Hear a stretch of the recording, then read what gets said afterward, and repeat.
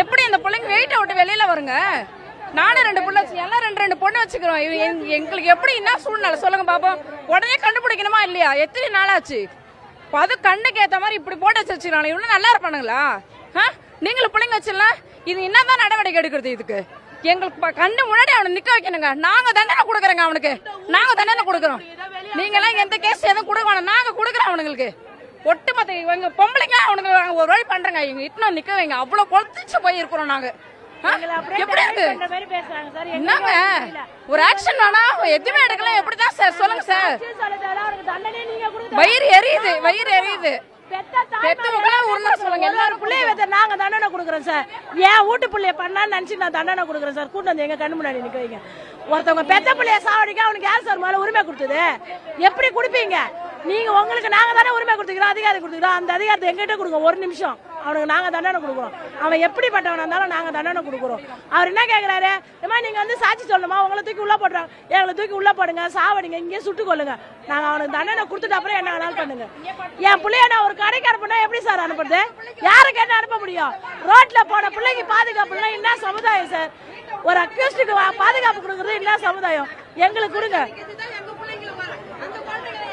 எப்படி நாங்க ஸ்கூலுக்கு அனுப்ப முடியும்? யாரு நம்பி வெளியே விட முடியாது இந்த காலகட்டத்தில். அவனுங்க கொள்ள நிறுத்துங்க. நாங்களே அவனை சுட்டு சாவடிக்கிறோம். நாங்க அவனுக்கு உறுப்பை எடுத்து வேலை செஞ்சு போச்சு. அவங்க எந்த உறுப்பு அந்த குழந்தைய கொடுமை வளர்த்தா அந்த உறுப்பை எடுத்து சாவடிச்சு வேலை முடிச்சுவேன். நீங்க எடுத்த குழந்தை நிறுத்த சொல்லுங்க. அவனுங்களா அவனுக்கு இது பண்ணணும் நிறுத்த சொல்லுங்க. அவனை நாங்க அநியாயம் நடக்குது.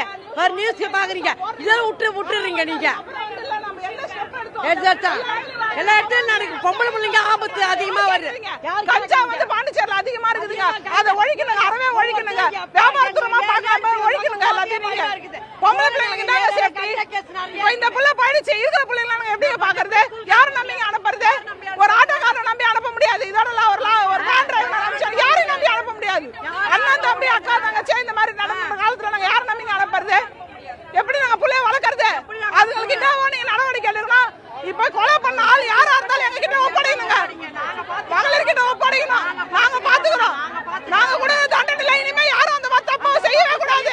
எந்த நேரமும் அடிச்சு அவனுக்கு குடிக்காரனை கூட நம்பிடலாம். பச்சை குடிக்காரன் இந்த கஞ்சா அடிக்கிறவனுக்கு மட்டும் அவனுக்கு எந்த நினைச்சா கஞ்சா அடிக்கிறோம் அதுதான் செய்ய. ஒருத்தர் கொலை பண்ணுமா கொலை பண்ணுறாங்க. ஒருத்தர் கெடுக்கணும். அந்த ஒரு கஞ்சா வந்து முக்கியம் மோசமான மோத போட்டு குடிக்காரங்களும் காசு நம்பி அவங்க எதுவும் செய்ய மாட்டான். குடிக்கார குடிக்காம கிடப்பான். இது கஞ்சா விற்கிறோம் மோசமானவனுங்க. கஞ்சா அதை முதல்ல தெரிஞ்சுக்கலாம்.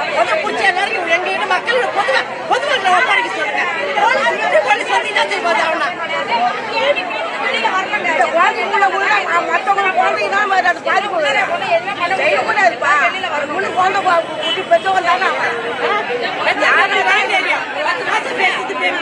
அது 9 வயசு வளர்த்து எப்படி வயது